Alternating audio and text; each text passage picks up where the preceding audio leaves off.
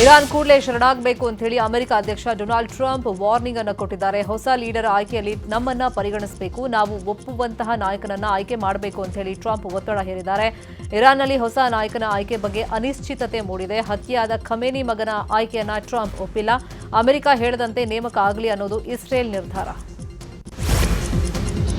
America, Israel ಹಾಗೂ Iran ನಡುವೆ ನಡೀತಾ ಇರುವ ಯುದ್ಧ 8ನೇ ದಿನಕ್ಕೆ ಕಾಲಿಟ್ಟಿದೆ. ಇರಾನ್ ಇಸ್ರೇಲ್ ಯುದ್ಧದ ನಡುವೆ ಗಲ್ಫ್ ರಾಷ್ಟ್ರಗಳಲ್ಲಿ ನಿರಂತರ ಡ್ರೋನ್ ದಾಳಿ ನಡೀತಾ ಇದೆ. ಲೆಬನಾನ್ನಲ್ಲಿನ ಅಮೆರಿಕ ಇಸ್ರೇಲ್ ಜಂಟಿ ದಾಳಿ ಮಾಡಿದ್ದು ಲೆಬನಾನ್ನಲ್ಲಿ 8 ಜನರ ಹತ್ಯೆ ಮಾಡಲಾಗಿದೆ. ಈವರೆಗೆ ಲೆಬನಾನ್ ಪ್ರಾಂತ್ಯದಲ್ಲಿ 70 ಮಂದಿ ಹತ್ಯೆಯಾಗಿದ್ದಾರೆ. ಈವರೆಗೆ ಇರಾನ್ನಲ್ಲಿ 1250ಕ್ಕೂ ಹೆಚ್ಚು ಮಂದಿ ಸಾವನ್ನಪ್ಪಿದ್ದಾರೆ. ಇಸ್ರೇಲ್ನ 12ಕ್ಕೂ ಅಧಿಕ ಮಂದಿ ಹಾಗೂ ಅಮೆರಿಕ ಸೇನೆಯ 6 ಮಂದಿ ಈವರೆಗೂ ಸಾವನ್ನಪ್ಪಿರುವ ಬಗ್ಗೆ ವರದಿಯಾಗಿದೆ. ಇರಾನ್ ಇಸ್ರೇಲ್ ನಡುವಿನ ಭೀಕರ ಯುದ್ಧ 8ನೇ ದಿನವೂ ಜೋರಾಗಿದೆ. ಸದ್ಯಕ್ಕೆ ಸಮರ ನಿಲ್ಲುವಂತ ಲಕ್ಷಣಗಳು ಕಾಣಿಸ್ತಾ ಇಲ್ಲ. ಇಸ್ರೇಲ್, ಅಮೆರಿಕ ಮತ್ತು ಇರಾನ್ ನಡುವೆ ಕೇವಲ ವಾಯುಸೇನೆ ಮಾತ್ರವಲ್ಲದೆ ನೌಕಾಸೇನೆ ಕೂಡ ಭಾರೀ ಕಾಳಗ ನಡೆಸ್ತಾ ಇದೆ.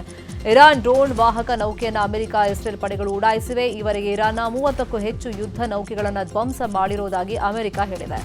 ಇರಾನ್ ನಾಯಕ ಖಮೇನಿ ನಿವಾಸಕ್ಕೆ ದಾಳಿ ನಡೆಸಿರುವಂತಹ ಹೊಸ ವಿಡಿಯೋವನ್ನು ಇಸ್ರೇಲ್ ಬಿಡುಗಡೆ ಮಾಡಿದೆ. 50ಕ್ಕೂ ಹೆಚ್ಚು ಫೈಟರ್ ಜೆಟ್ಗಳಿಂದ ಖಮೇನಿ ಮನೆಯನ್ನ ಧ್ವಂಸ ಮಾಡಿರುವಂತಹ ವಿಡಿಯೋ ಅದು.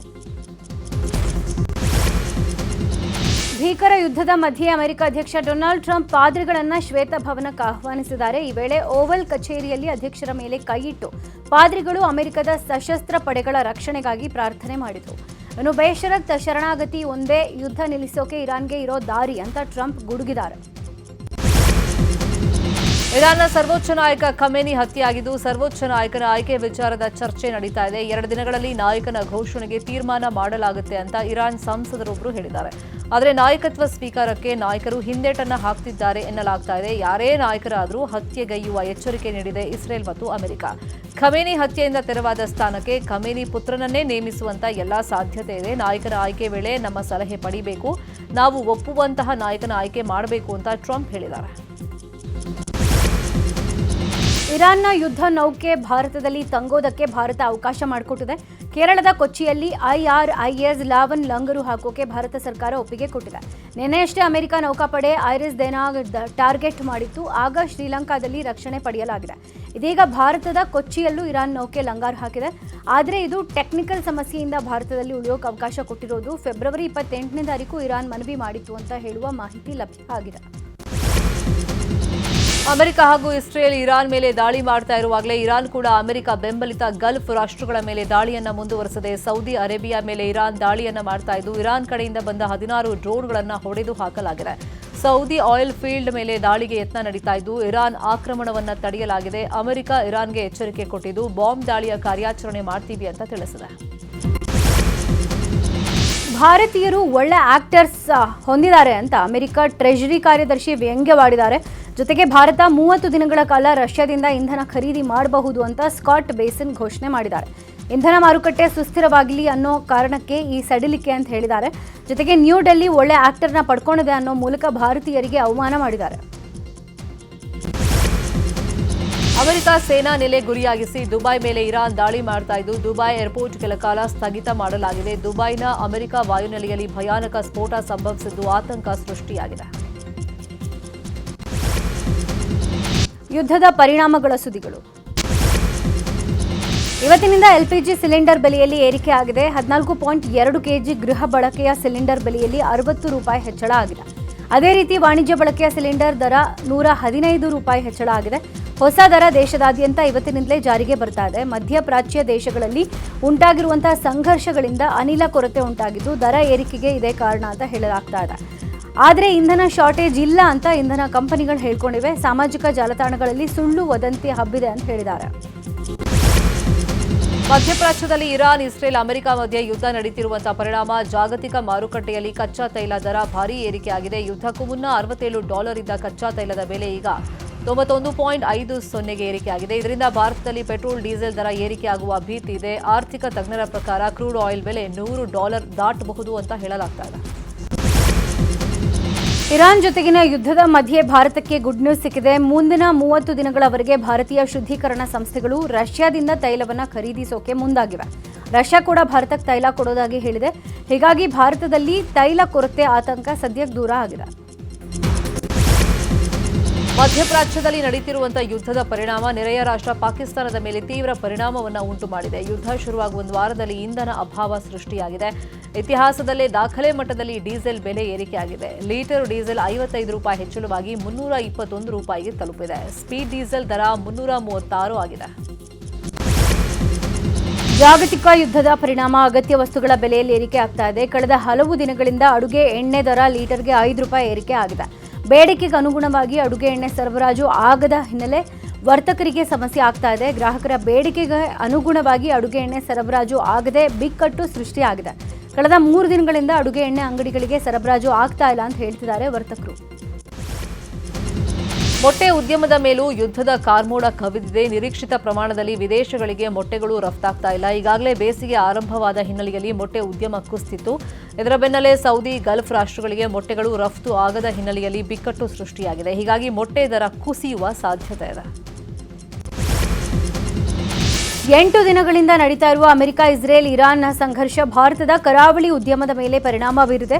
ಯುದ್ಧದಿಂದ ಕರಾವಳಿಯ ಉದ್ಯಮಿಗಳು ಸಂಕಷ್ಟಕ್ಕೆ ಸಿಲುಕಿದ್ದಾರೆ. ಸರಕು ಸಾಗಣೆ ಹಡಗುಗಳು ಕೊಲ್ಲಿ ರಾಷ್ಟ್ರಗಳ ಬಂದರುಗಳಲ್ಲಿ ಸಿಲುಕಿಕೊಂಡಿವೆ. ಭಾರತಕ್ಕೆ ಬರೋಕಾಗದೆ ದುಬೈನ ಜಬೆಲ್ ಅಲಿ ಬಂದರು ಸೇರಿದಂತೆ ಇನ್ನಿತರ ಬಂದರುಗಳಲ್ಲಿ ಹಡಗುಗಳು ಲಂಗರು ಹಾಕಿವೆ.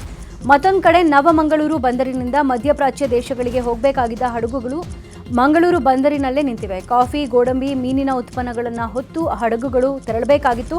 ಆದರೆ ಯುದ್ಧದ ಪರಿಣಾಮ 54 ಕಂಟೈನರ್ ಹಡಗುಗಳು ಮಂಗಳೂರು ಬಂದರಿನಲ್ಲೇ ನಿಂತಿವೆ. ಇದೀಗ ರಂಗಿನ ಹಬ್ಬದ ಸುದ್ದಿ. ಹೋಳಿ ಹಬ್ಬದ ಅಂಗವಾಗಿ ಹುಬ್ಬಳ್ಳಿಯಲ್ಲಿ ಇವತ್ತು ರಂಗ ಪಂಚಮಿ ಆಯೋಜನೆ ಮಾಡಲಾಗಿದೆ. ಕೆಲ ಸಂಘಟನೆಗಳು ಡಿಜೆ ಸದ್ದಿನೊಂದಿಗೆ ಹೋಳಿ ಆಚರಿಸಲು ತಯಾರಿ ಮಾಡಿಕೊಂಡಿವೆ. ಬಣ್ಣ, ಪಿಚಕಾರಿ, ಹಲಗೆ ಇತ್ಯಾದಿಗಳ ಖರೀದಿಯಲ್ಲಿ ತೊಡಗಿಕೊಂಡಿದ್ದಾರೆ ಜನ. ರಂಗಪಂಚಮಿ ಹಿನ್ನೆಲೆಯಲ್ಲಿ ಯಾವುದೇ ಅಹಿತಕರ ಘಟನೆ ನಡೆಯದಂತೆ ಖಾಕಿ ಕಟ್ಟೆಚ್ಚರ ವಹಿಸಿದ್ದು ರೂಟ್ ಮಾರ್ಚ್ ನಡೆಸಿದ್ದಾರೆ. ಇನ್ನು 2500 ಪೊಲೀಸ್ ಸಿಬ್ಬಂದಿಯನ್ನು ನಿಯೋಜನೆ ಮಾಡಲಾಗಿದ್ದು ಆಯಕಟ್ಟಿನ ಸ್ಥಳಗಳಲ್ಲಿ ಸಿಸಿ ಕ್ಯಾಮೆರಾ ಅಳವಡಿಸಲಾಗಿದೆ. ಯಾರಾದರೂ ಮಾಸ್ಕ್ ಹಾಕೊಂಡು ಬಂದು ಚೇಷ್ಟೆ ಮಾಡಿದ್ರೆ ಕ್ರಮ ಕೈಗೊಳ್ಳುವುದಾಗಿ ಪೊಲೀಸ್ ಆಯುಕ್ತ ಎನ್ ಶಶಿಕುಮಾರ್ ಎಚ್ಚರಿಕೆ ಕೊಟ್ಟಿದ್ದಾರೆ.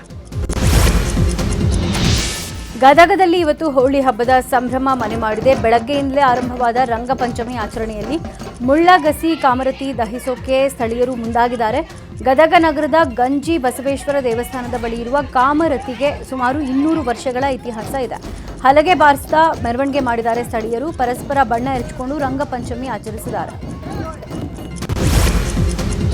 ಇದೀಗ ರಾಜ್ಯದ ಪ್ರಮುಖ ಸುದ್ದಿ.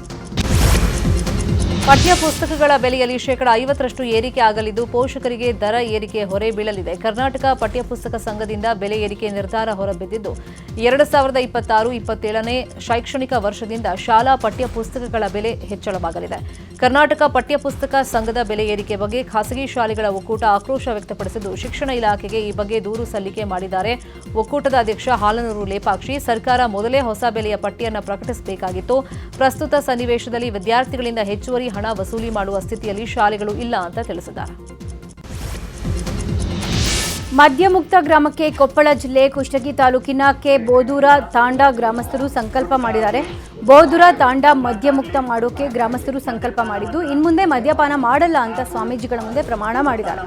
ಇನ್ನು ನಿಡಶೇಸಿಯ ಅಭಿನವ ಕರಿಬಸವ ಸ್ವಾಮೀಜಿ ಮುಂದೆ ಪ್ರಮಾಣ ಮಾಡಲಾಗಿದೆ. ಗ್ರಾಮದಲ್ಲಿ ಮದ್ಯಪಾನ, ಧೂಮಪಾನ, ಗುಟ್ಕಾ, ಇಸ್ಪೀಟ್ ಆಡಲ್ಲ ಅಂತ ಪ್ರಮಾಣ ಮಾಡಿಸಲಾಗಿದೆ. ಮದ್ಯಪಾನದಿಂದ ಗ್ರಾಮದಲ್ಲಿ ಆಗಾಗ ಗಲಾಟೆ ಆಗ್ತಾ ಇದ್ದ ಹಿನ್ನೆಲೆ ಈ ರೀತಿಯಾದ ಮದ್ಯಮುಕ್ತ ಗ್ರಾಮ ಮಾಡೋಕೆ ಪಣ ತೊಡಲಾಗಿದೆ. ಸರ್ಕಾರಿ ಶಾಲಾ ಶಿಕ್ಷಕನ ಕಳ್ಳಾಟ ಬಯಲಾಗಿದೆ. ಸರ್ಕಾರಿ ಸಂಬಳ ತಗೊಂಡು ಖಾಸಗಿ ಶಾಲೆಯಲ್ಲಿ ಶಿಕ್ಷಕ ಕೆಲಸ ಮಾಡಿರುವಂತಹ ಘಟನೆ ನಡೆದಿದೆ. ಬೆಳಗಾವಿ ಜಿಲ್ಲೆಯ ಅಥಣಿ ತಾಲೂಕಿನ ಕೊಹಳ್ಳಿ ಗ್ರಾಮದ ಶಾಲೆಯಲ್ಲಿ ಘಟನೆ ನಡೆದಿದೆ. ಮಹಾರಾಷ್ಟ್ರ ಕರ್ನಾಟಕ ಗಡಿಯಲ್ಲಿರುವಂತಹ ಈ ಕೊಹಳ್ಳಿ ಶಿಕ್ಷಕ ಅಪ್ಪಾಸಾಬ್ ತೇಲಾ ಸಂಘ್ ಶಿಕ್ಷಕನ ವಿರುದ್ಧ ಗ್ರಾಮಸ್ಥರು ಆರೋಪ ಮಾಡಿದ್ದಾರೆ. ನಿಯೋಜಿತ ಶಾಲೆ ಬಿಟ್ಟು ತನ್ನ ಪ್ರೈವೇಟ್ ಶಾಲೆಯಲ್ಲಿ ಪಾಠ ಮಾಡ್ತಿರುವಂತಹ ಆರೋಪ ಕೇಳಿಬಂದಿದೆ.